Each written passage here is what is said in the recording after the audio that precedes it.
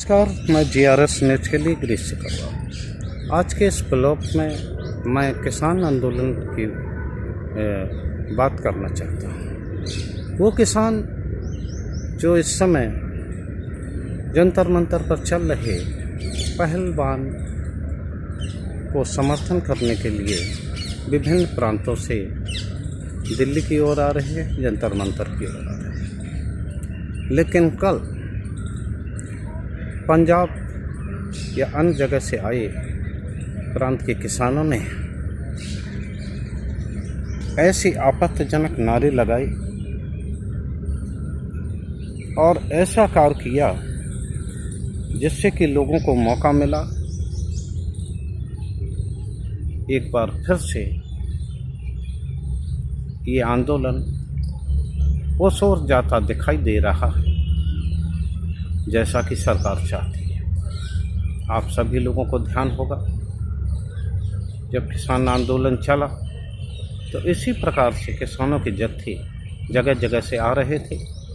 Delhi police ने उनको रोकने के लिए सड़क पर कीलें बिछाई, बैरिकेडिंग की, लेकिन जब किसानों के जत्थे आते रहे और भीड़ बढ़ती रही तो मजबूरन दिल्ली की पुलिस को वो सब चीज़ें हटानी पड़ी। उसी राह पर पहलवानों का ये आंदोलन हमको जाता दिख रहा। रविवार को खाप पंचायतों की बैठक में ये तय हुआ था और सरकार को 15 दिन का समय दिया गया था, तो 21 तारीख तक को बैठक बुलानी थी, जिसमें कि आगामी आंदोलन के विषय में रणनीति तय की जानी थी। लेकिन जिस तरह से कल पंजाब से आई किसानों ने बैरिकेडिंग तोड़ी और मोदी योगी के खिलाफ आपत्तिजनक नारे लगाए, उससे ये बात तय हो गई कि आंदोलन में निश्चित तौर पर गलत तत्वों का प्रयोग हो गया। आंदोलन तभी असफल होता है जिस आंदोलन का नेतृत्व गलत हाथों में चला जाए। हालांकि जंतर मंतर पर बैठे पहलवान लगातार ये निवेदन कर रहे हैं कि वो उनका समर्थन तो करें, लेकिन ऐसी कोई भी बात न करें जिससे कि आंदोलन की दिशा गलत हो। आप अगर ऐसा करेंगे जिस प्रकार कल किसानों ने करा, इसके बाद ही दिल्ली पुलिस ने जो अभी तक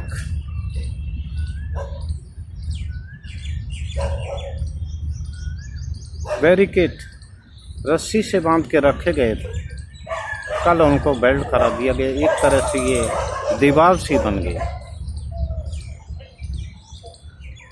अब आप तय मानिए कि दिल्ली पुलिस और भी सख्ती करेगी और सरकार को भी इस बात का मौका मिल गया कि आंदोलन को लेकर विभिन्न तरह की बातें कर सकते। निश्चित तौर पर इस बात से बचा जाना चाहिए। किसान नेता राकेश टिकैत से हमारी कई बार चर्चा हुई तो उन्होंने साफ किया कि आंदोलन का नेतृत्व जो है वो बैठे पहलवान ही करेंगे, हम लोग केवल समर्थन देंगे और ज़रूरत पड़ेगी तो उनका हर स्तर पर तन मन धन से सहयोग करेंगे। लेकिन जिस प्रकार से कल अराजकता मचाई किसान यूनियन के झंडों के साथ या आपत्तिजनक नारों के साथ, उसकी सिर्फ आलोचना की जानी चाहिए। जब आंदोलन गलत हाथों में चला जाता है तो उसकी धारा बदल जाती है और सरकार को भी मौका मिल जाता है कि वो आंदोलन लोगों के खिलाफ कड़ी कार्रवाई कर सके। जिस प्रकार समर्थन में आई किसानों के पास विभिन्न प्रकार की सामग्री थी, जैसे कि वो दिल्ली में टिकने के लिए आए हैं। निश्चित तौर पर इस चीज़ से जो कल किसानों ने किया तथाकथित किसान हम कहेंगे, क्योंकि अभी ये तय नहीं है किसान के बेस में कौन एजेंडावादी लोग हो सकते हैं। पहलवानों से भी मेरा निवेदन रहेगा कि वो भी इस बात पर बारीकी से निगाह रखें और कोई भी ऐसा काम न करें जिससे कि सरकार को उनको आंदोलन को बदनाम करने का मौका मिले या सरकार को उनके खिलाफ दंडात्मक कार्रवाई करने का मौका। इस बात का सब लोग ध्यान रखेंगे। कल जो आरोपी हैं इन पहलवानों के, जिनको लेकर पूरा जंतर मंतर पर महाभारत चल रहा है, उनका एक वीडियो ब्रजभूषण शरण सिंह जो कुश्ती महासंघ के अध्यक्ष हैं, उनका एक वीडियो वायरल है जिसमें उन्होंने मनोरंजक ढंग से अपनी बात तो रखी ही और जो बैठे पहलवान हैं उनको इस तरह का दर्शाने का प्रयास किया कि जैसे वो जो भी पदक लाए हैं ब्रजभूषण शरण सिंह की कृपा से ही लाए। कुश्ती संघ के अध्यक्ष होने के नाते मैं ये नहीं कह रहा कि उनने कुश्ती को बढ़ाने के लिए कुछ किया नहीं होगा, लेकिन जिस तरह से ब्रजभूषण सिंह इस तरह का दर्शाने का प्रयास कर रहे हैं उससे तो ऐसा लगा कि मान लो पहलवानों ने तो कोई मेहनत की नहीं, बल्कि ब्रजभूषण शरण सिंह की सेटिंग से ही मान लो पदक आ गया। इस तरह से ब्रजभूषण सिंह से हमारा ये कहना रहेगा, सांसद जी, राजनीति की बात अलग होती है।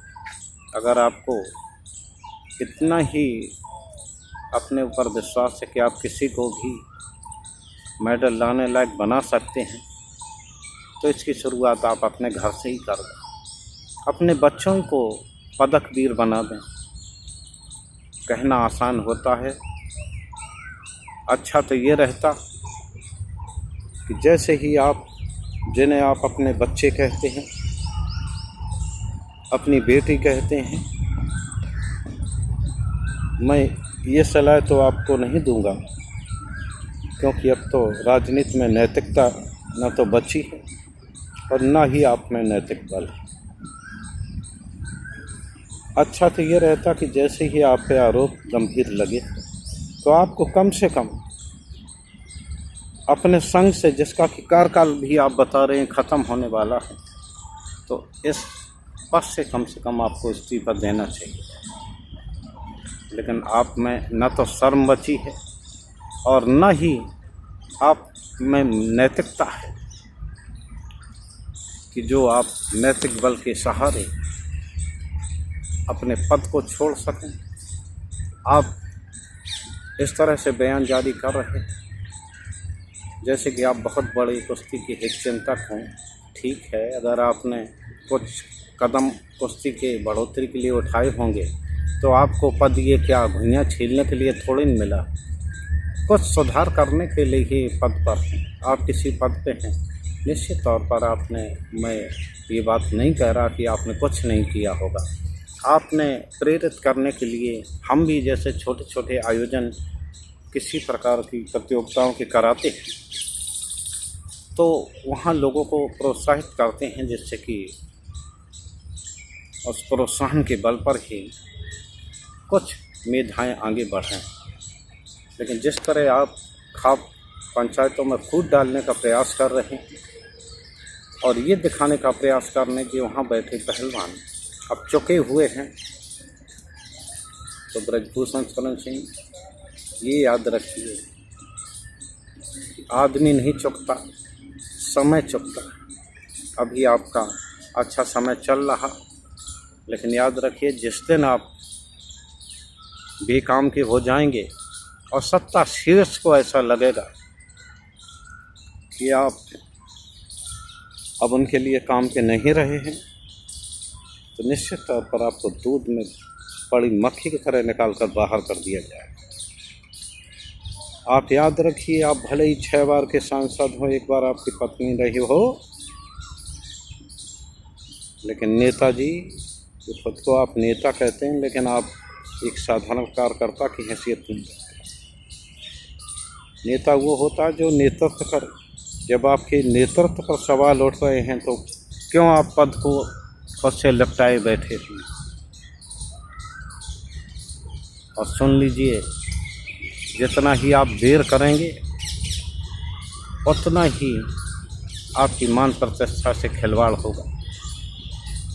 लेकिन लगता है आपको तो शर्म ही नहीं बची। किस तरह बेशर्मी से आप अपना पक्ष रखते जा रहे और खुद को छत्री बताते। भगवान राम का भी आपने उल्लेख कर दिया। अरे राम तो वो थे जिन पर एक साधारण से व्यक्ति ने आरोप लगाया। आरोप भी नहीं लगाया था, केवल उन्होंने एक संकेत दिया था और उन्होंने, भगवान राम ने अपनी प्राणों से प्यारी पत्नी को भी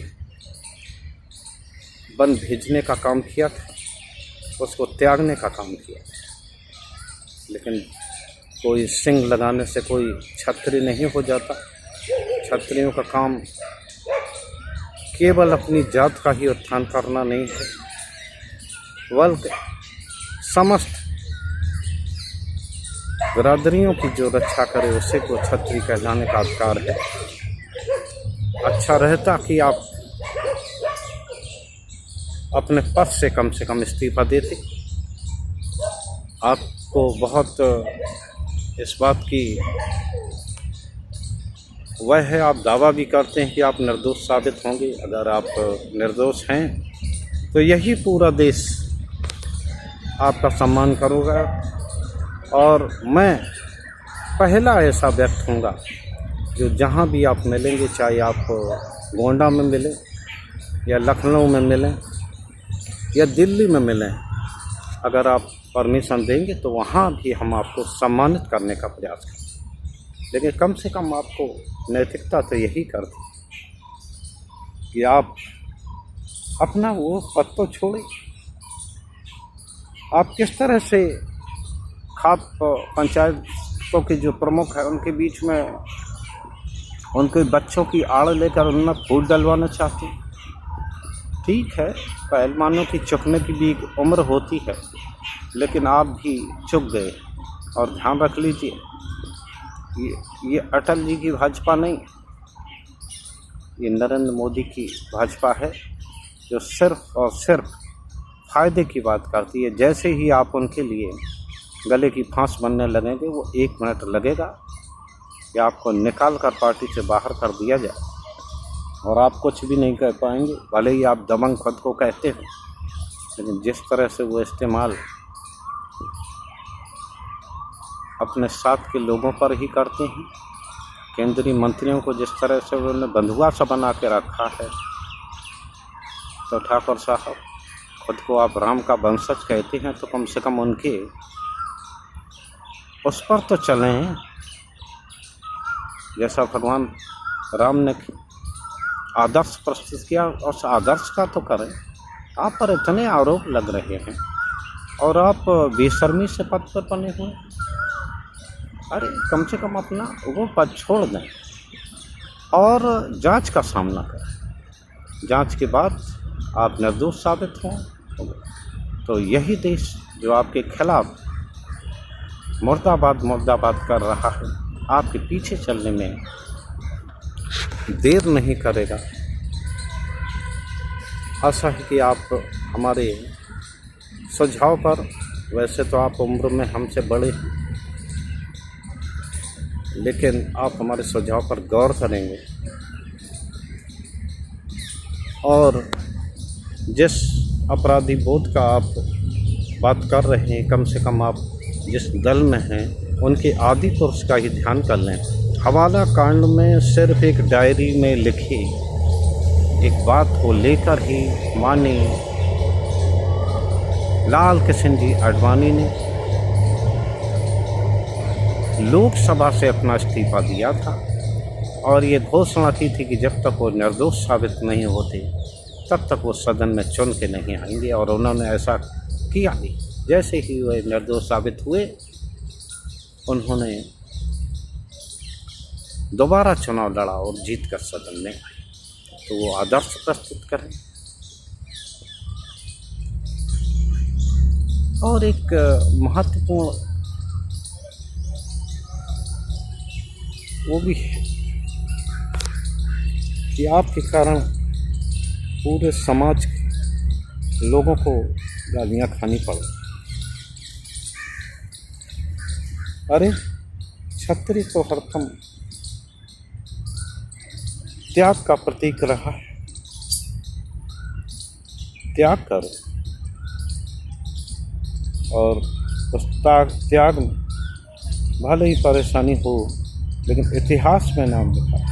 तो आशा है कि आप जैसे ही पद छोड़ेंगे कानूनी उसका कार्रवाई का सामना करें, जैसे कि आपने अन्य मुकदमों में यहाँ तक कि टाडा भी आप पे लगा और उसमें आप बाद में निर्दोष साबित हुए। तो उसी प्रकार आप इसमें भी निर्दोष साबित होंगे, तब आप आसानी से अपना पदभार ग्रहण करें और बाद में देश की पीढ़ी को और भी खेलों की ओर जागृत करने के लिए अपना प्रयास जारी रखें। आज के ब्लॉग में बस इतना ही। सांसद जी से निवेदन है कि वो मेरे सुझाव पर गौर जरूर करें। जय हिंद, जय भारत। आज के ब्लॉग में बस इतना ही। आशा है कि धरने पर बैठे पहलवान